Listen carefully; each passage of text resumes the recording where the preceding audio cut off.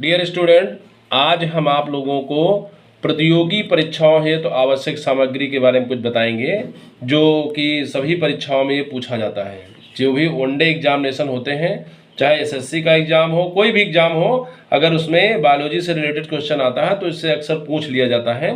और नीट वगैरह में तो अक्सर क्वेश्चन इससे बनते ही रहते हैं, तो ध्यान दीजिए। इसमें प्रतियोगी परीक्षाओं हेतु आवश्यक सामग्री हमने यहाँ पर लिखा हुआ है। पहला पॉइंट, विलियम हार्वे को एंजियोलॉजी का जनक कहते हैं। विलियम हार्वे को एंजियोलॉजी का जनक कहा जाता है। इन्होंने सर्वप्रथम रुधिर परिसंचरण को अपनी पुस्तक डी मोटू कार्डिस में दर्शाया था। कहाँ दर्शाया था? डी मोटू कार्डिस में दर्शाया था। किसको? रुधिर परिसंचरण को। अगला कहता है पॉइंट, वीनस हृदय मछलियों में पाया जाता है। इसमें केवल अशुद्ध रुधिर ही बहता है। ठीक है, क्या बहता है? अशुद्ध रुधिर ही बहता है। इस हृदय में केवल 2 वेश्म होते हैं, यानी इसका जो हार्ट है वो हार्ट 2 चैम्बर का होता है।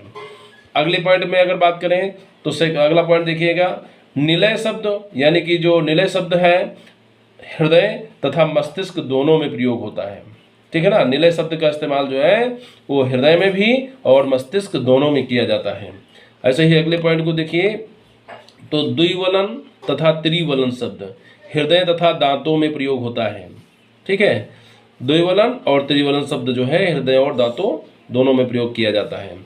एक साइंटिस्ट है, इनका नाम है मार्सेलो मेलपिगी ने रुधिर कोशिकाओं की खोज मिसेंट्री में की थी। मार्सेलो मेलपिगी साइंटिस्ट ने रुधिर कोशिकाओं की खोज मिसेंट्री में की थी। कीथ एवं फ्लैग ने, एक साइंटिस्ट आते हैं जिनका क्या नाम है? कीथ एवं फ्लैग, है ना। देखिए, कीथ एवं फ्लैग ने ऐसे गांठ की खोज की थी। इसे पेसमेकर भी कहते हैं। क्या कहा जाता है इसको? पेसमेकर कहा जाता है। ऐसे देखिए, बहुत ही इंपॉर्टेंट पॉइंट है ये। ग्लूकोज की सर्वाधिक मात्रा यकृत निवाहिका शिरा, कहाँ पर? यकृत निवाहिका शिरा, यानी इंग्लिश में कहें तो हिपैटिक पोर्टल वेन में होती है।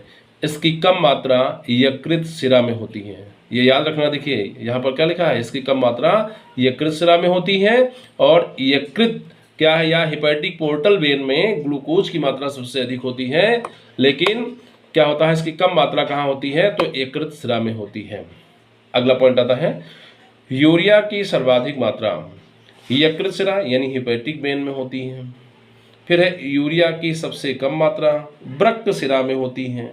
याद रखना बिल्कुल, यूरिया की सबसे कम मात्रा वृक्क शिरा में होती है। एक साइंटिस्ट है जिनका नाम था हेल्स। यस हेल्स ने सर्वप्रथम रुधिर दाब घोड़े में नापा था। कहाँ नापा? घोड़े में नापा। अगला पॉइंट आता है, देखिए कैल्शियम आयन। जो कैल्शियम आयन होता है, कैल्शियम आयन हृदय स्पंदन के लिए आवश्यक होते हैं। यदि बेगस तंत्रिका, अगला पॉइंट कह रहा है, यदि बेगस तंत्रिका को काट दें तो हृदय स्पंदन बढ़ जाता है। ठीक है, बेगस नर्व को काट दीजिए तो बेगस जो नर्व है वो 10वें नंबर की नर्व होती है ना। और इसको अगर क्या है, काट दें तो हृदय स्पंदन की दर क्या होती है? बढ़ जाएगी। याद रखना है इस पॉइंट को। ऐसे ही अगले पॉइंट की तरफ, विटामिन B12 एवं फोलिक अम्ल लाल रुधिराणुओं के परिपक्वन के लिए आवश्यक होते हैं। यानी कि विटामिन क्या हो गया, देखिए ना, विटामिन B12 हो गया एवं फोलिक अम्ल लाल रुधिराणुओं के परिपक्वन के लिए आवश्यक होते हैं।